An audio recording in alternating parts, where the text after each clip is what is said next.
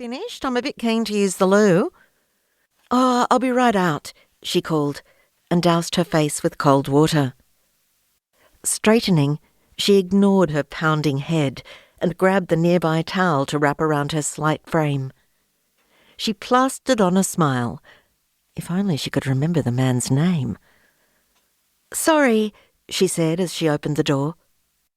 She tried to pass him without being touched, but the man placed a hand on her bare shoulder and smiled. "Good morning. How is my little Australian gillaroo today?" Australian gillaroo? Hell, she must have been beyond pissed. Tessa hoped she hadn't done her kangaroo act with Jasmine in tow. Morning," she muttered, blushing. "Fine, bit of a headache, that's all." "I've got something to help fix that problem. Top drawer, next to my bed." He winked.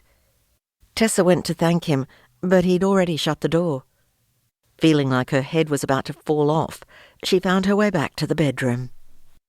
Pulling open the drawer, she rummaged around in search of Panadol or something stronger. She found something much stronger. A small plastic bag of white powder. Tessa, being no stranger to the London party scene, guessed it was cocaine. "Damn," she whispered, and slammed the drawer shut. Maybe she should just pretend she'd never seen it. Yes, that's what she'd do. Clothes. She needed her clothes. Seeing them next to the bed, she dropped the towel and lunged towards the pile, which had obviously been dropped there in a hurry. She tugged them on, wrinkling her nose at the smell of beer and cigarette smoke. She fixed her hair and makeup as best she could without a mirror. "Never seen it, never heard of it. Do I know you?" It was something she'd always said to her Auntie Spider when she was a little girl and trying to get out of trouble. It had never worked, though. Auntie Spider could always see through her. Always, Tessa thought, as she remembered her great-aunt's most recent letter in her handbag. The letter she still hadn't answered. Jasmine stumbled into the bedroom, a man's white business shirt wrapped around her like a robe. "Well, hello, darling," she said, her tone formal. "Weren't you a little party animal last night?" Jazz wiggled her eyebrows up and down suggestively. Grabbing Jazz's arm, Tessa steered her down the hall and into the front room of the flat.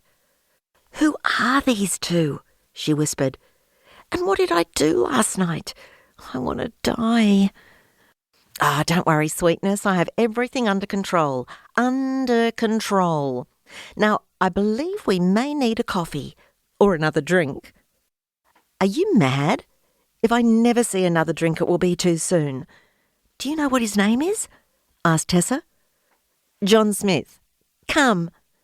Jasmine slipped her arm through Tessa's and tried to propel her towards the tiny kitchen, but Tessa pulled away. "You don't really believe that's his name, do you?" Tessa groaned, putting her hand to her head. "Bloody hell, I've got to find some Panadol." She looked around for her handbag, but couldn't see it.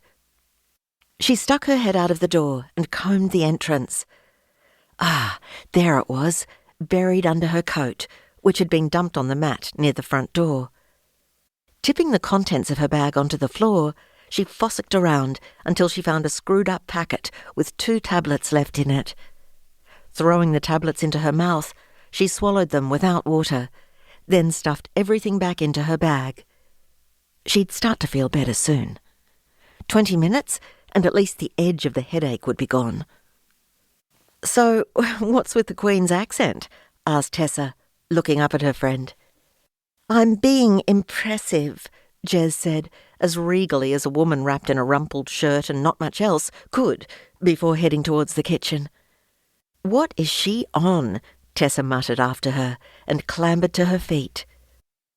So-called John Smith appeared at the door. "What a night, huh, ladies?" He grinned, his arms stretched out towards Tessa. "What a night!" Tessa backed away. "I'm very sorry, John," she answered, emphasizing his name while feigning disappointment. "I have a meeting in," she glanced at her watch, "about an hour and a half, and I'll need to prepare. I'm afraid I can't get out of it. I'll just call it."